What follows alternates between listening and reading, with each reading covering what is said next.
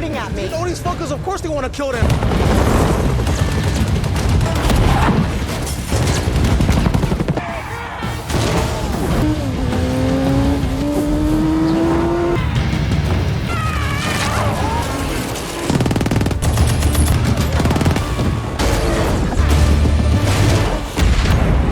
From the very beginning of the story, a man is shown to be extremely nervous. He carefully scans his surroundings and goes up to a mailbox to post something. But the moment he steps onto the street, a blue van suddenly slams into him violently. The scene then shifts to James. James is a Marine officer. He is training his cadets to hold their breath underwater. One by one, all of the cadets give up and surface for air. Furious at their performance, James loses his temper. Just then, he receives a call from the police and is asked to come to the scene where the body was found. The police treat it as a hit-and-run case. James returns home and starts making dinner. Calmly, he tells his wife, Walter finally brought about his own death. We then learn that Walter was actually James's father. His wife asks whether he has called his brother who lives in Oklahoma. James replies, he doesn't answer my calls. Next, we are introduced to James's brother, Johnny. Johnny is a detective. His girlfriend, Valentina, is packing up her belongings and leaving him. Johnny asks, what is all this? Talk to me.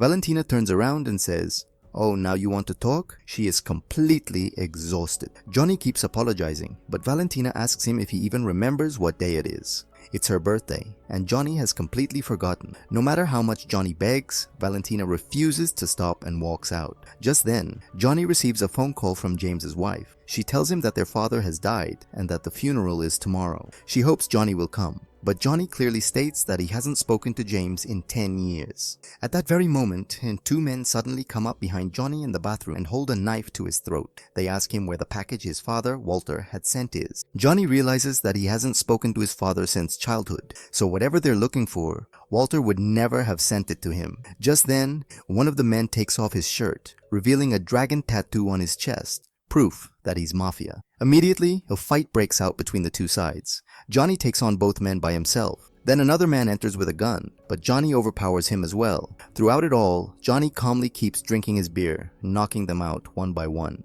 But when one of them drops a photo of his mother, Johnny completely snaps. He finishes him off brutally. Johnny keeps an old photo of his mother, in which she has cut his father's face out of the picture. Meanwhile, Walter's funeral is taking place in Hawaii, attended by members of the Yakuza and people from Mr. K's syndicate. Walter was a private detective who had connections with all of them. James's cousin, Nanny, asks if Johnny is coming. James says no, but at that exact moment, Johnny arrives. The instant the two brothers see each other, they start trading jabs and arguing. Things get so heated that the priest has to step in and calm them down. Their family friend, Governor Peter, says a few words about Walter, and Walter is given his final farewell according to Hawaiian tradition. Afterward, everyone goes to James's house, which used to belong to their mother. Johnny feels that James never liked him, even when they were kids. But James says that Walter left his mother to be with Johnny's mother, which destroyed his family, and he was just a child at the time. Even after all these years, the relationship between the two brothers is just as bad as ever. During lunch, Johnny says he didn't come for Walter, but to find his killer.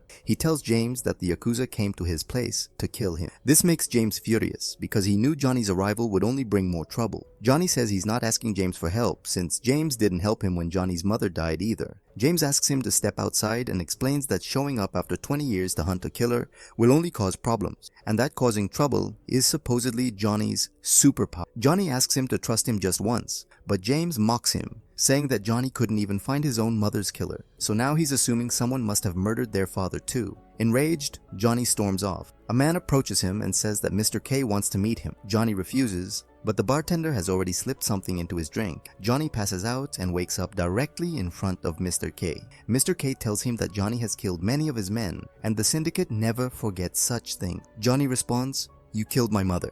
Mr. K gives a vague, evasive answer in return. Mr. K orders Johnny to leave Hawaii immediately and makes it very clear, go back to where you came from. When Johnny says, "I'm from here," Mr. K coldly replies, "Not anymore," and draws a mark across Johnny's throat. He gives him just 7 days. Johnny later regains consciousness on the beach. Meanwhile, James meets with Detective Renard and asks for his father's police report. Renard explains that no one in the area where Walter died talks to the police, and the traffic cameras there were out of order. He warns James that the two brothers are provoking a bear that wants to be left alone. James responds, "I am the bear." While going through Walter's belongings, James finds a slip of paper with 12 words written on it. On the other hand, Johnny goes to Walter's house and catches a hacker named P, who used to work for Walter.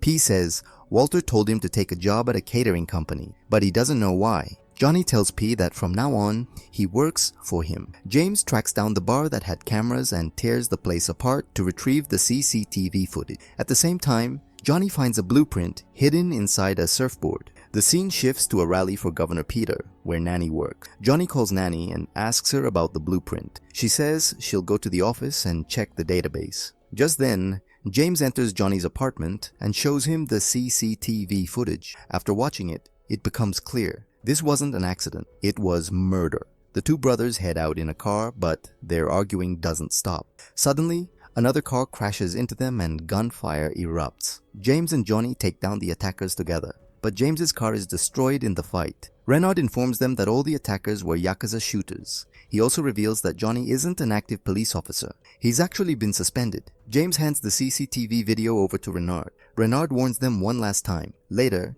Nanny reports that the blueprints belong to a property where a developer named Marcus is planning to build something. But gambling is illegal in Hawaii. The next day, the two brothers go to the site. Some people are guarding the land to protect their property. Just then, P calls and says the police have found the blue van, Blue One, at the beach, and the driver was an accountant from the governor's office. Johnny grows suspicious and tells P to dig up details about Hyena or the ship import records. After that, they infiltrate a party at Ruby Shore's house disguised as waiters. There, Johnny meets a woman named Monica, Ruby Shore's wife. Monica tells him she's planning to file for divorce and that she has evidence against Ruby Shore. Meanwhile, James meets with a Japanese man and asks him about the blue van. The man begins saying some strange things about Walter. Marcus's men capture the two brothers and take them to him. Marcus explains that he hired Walter to spy on his wife. The brothers leave, but shortly afterward, Johnny sees Monica fall to her death from the building.